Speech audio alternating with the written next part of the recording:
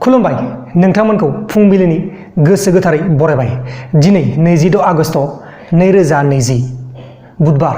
फैदो दिनैनि फुंबिलिनि माखासे फिसा गेदेर खौरांफोरखौ फारि फारि मिथिनानै लानि। गिबि खौराङा जाबाय सुशांत सिंह राजपुतनि केसआव सीबीआईआ मैयाहाय सानै मुम्बाइ पुलिसनि अफिसारफोरखौ इनभेस्टिगेशन खालामनाय जादों। बिसोर सानै मुम्बाइ पुलिसआ सुशांत सिंह राजपुतनि केसनि माखासे डकुमेन्ट्सफोरखौ लांनायाव लिंक दं होननानै सन्देह खालामनानै बिसोर सानैखौ सीबीआईआ मैयाहाय इनभेस्टिगेशन खालामनाय जादों आरो दासिमबो इनभेस्टिगेशन खालामगासिनो दङ। लोगोसे सेरुम इन्स्टिट्युट अफ इन्डियाया अक्सफर्डनि कर'ना भाइरासनि मुलिनि ट्रायलखौ मैयानिफ्राय गासै गं 20टा सेन्टारफोराव ट्रायल खालामनाय जाबाय होननानै फोसावनाय जादों। दा बेनि रिजाल्टखौ मोनथ'नाय जायाखै। रिजाल्टखौ मोनबाथाय नोंथांमोननो आंनि बे प्रान्जल नार्जारी इउटुब चेनेलाव फोरमायगोन। गुबुन फारसेथिं जोंनि बे बड'लेण्डनि उदालगुरि जिल्लानि नेपालपारा लबर बागानाव मैयाहाय हाथियार, गावग्रा गुलि आरो वायारलेस फन मोननाय जादों। आसरित लोगोफोर, जोंनि बे बिटिसिआव बा बड'लेण्डआव मा जाबाय दं?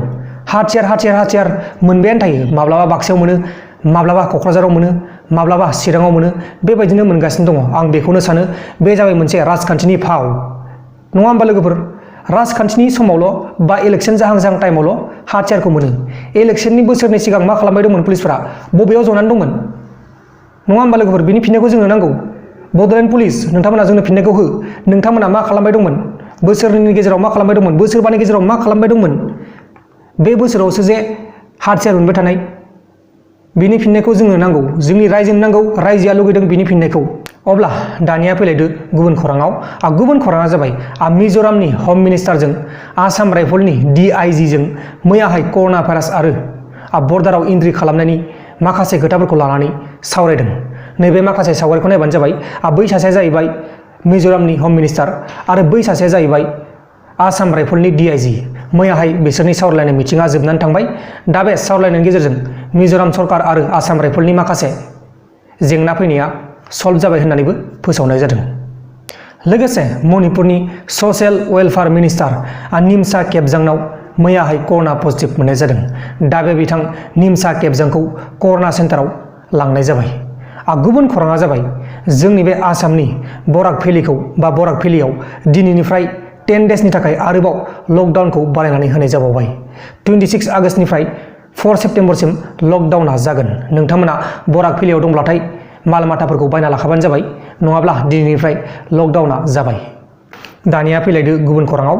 गुबुन खौराङा जाबाय जोंनि बे हादोराव कर'ना भाइरास बेमारजों दासिम 58,824 जन सुबुंफ्रा थैनांगौ जाबाय। दा समाया जागासिनो दं फुंबिलिनि 3:30 बे समाव आङो भिडिअखौ खालामगासिनो दङ। बे भिडिअखौ खालामखांनानै आपल'ड खालामबाथाय 4 बाजि जाखासिगोन। लोगोसे अनजालि दैमारिया BPFआव हाबखांनायनि उनाव BWJFनि जेनेरेल सेक्रेटारि बिथां लीला बसुमतारिया दुखु मोननानै BWJF आफादनिफ्राय ओंखारबाय होननानै मैयाहाय गावनो बुंनानै लादों। गुबुन खौराङा जाबाय चिरां जिल्ला रानि गाथोन हाखुवा दैमायाव बा हाखुवा दैमानि दाहारजों लांखारजानाय सन्जय बसुमतारिखौ दासिमबो नागिरनानै मोननाय जायाखै।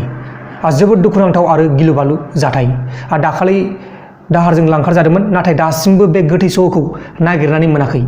मैयाहाय आं मोनसे भिडिअ खालामखांबाय, नोंथांमोना बै भिडिअखौ नायखांबाथाय बुजिगोन। दानिया फैदो गुबुन खौराङाव। गुबुन खौराङा जाबाय जोंनि बे हादोराव कर'ना भाइरासनि समाव फरायसालि बा स्कुलफोरखौ खुलिनाया गोरलै नङा होननानै ITआ फोरमायदों। ITआ बुंनाय बायदिब्ला जोंनि बे हादोराव ससियेल डिस्टेन्सखौ रावबो मोजाङै मेनटेन खालामा। दा बेनिखायनो फरायसालिफोरखौ खुलिबाथाय कर'ना भाइरास बेमारा बांसिनै जानो गोरलै मोनगोन होननानै ITआ फोसावनानै होदों। जोबोद दुखुनांथाव जाथाय। जुदि कर'ना भाइरासखौ फाहामनो हायाब्ला जों मा जाबावगोन? लोगोफोर, दिनैनि फुंबिलिनि रादाबफोरा बेखिनिल'मोन। जुदि नोंथांमोना आंनि बे भिडिअखौ मोजां मोनदों अब्ला भिडिअखौ लाइक खालाम। लोगोसे चेनेलाव गोदानबा चेनेलखौबो साबस्क्राइब खालाम। नोंथांमोना लाइक खालामखायो, आं मिथिखायो। आरो जुदि नोंथांमोना लाइक खालामनो बावोब्लाबो लाइक खालामबानो जाबाय। नोंथांमोनखौ आङो गोसोआव खोलनानै होदों। खायसे मानसिफ्रा नायनानै बावनानै लाइकखौनो खालामनो बावो। दा बेनिखायनो आङो बे जोबथारनायाव लाइक खालामथारनो होयो। नोंथांमोना गाज्रि मोननाङा, मा सानफ्रामबो लाइक खालामनो होयो जाम्बायालाय बिदि साननो हागौ नोंथांमोना। बेबायदि नङा लोगोफोर, नोंथांमोनखौ आङो माने गोसोखांनानै होयो आरोना। नोंथांमोना लाइक खालामखायो, आं मिथिगौ। नाथाय नोंथांमोनखौ आङो बावनायखौ गोसोखांनानै होयो। दा बेनिखायनो नोंथांमोना गोसोखांनानै लाइक खालामनानै होयो आरो आङो जोबोर गोजोननाय मोनो नोंथांमोननि अननायखौ। नोंथांमोना अनबाय था, बेबायदिनो सापर्ट होबाय था, बर'जों बर' अनलायलाय, नोंथांमोनखौ आंबो सापर्ट होगोन। नोंथांमोननि थाखाय आङो सान हर नाजानानै मोजां मोजां खौरां लाबोबाय थागोन। दाहाय बेलासियाव मोनसे रादाब फैगासिनो दं, बेलासिनि रादाब नोंथांमोना नायबानो जाबाय आरो हायोब्ला नोंथांमोना बे भिडिअखौ शेयार खालामबानो जाबाय। जोबोर गोजोननाय मोनगोन आंनि गोसो गोरबोनिफ्राय। बाय बाय।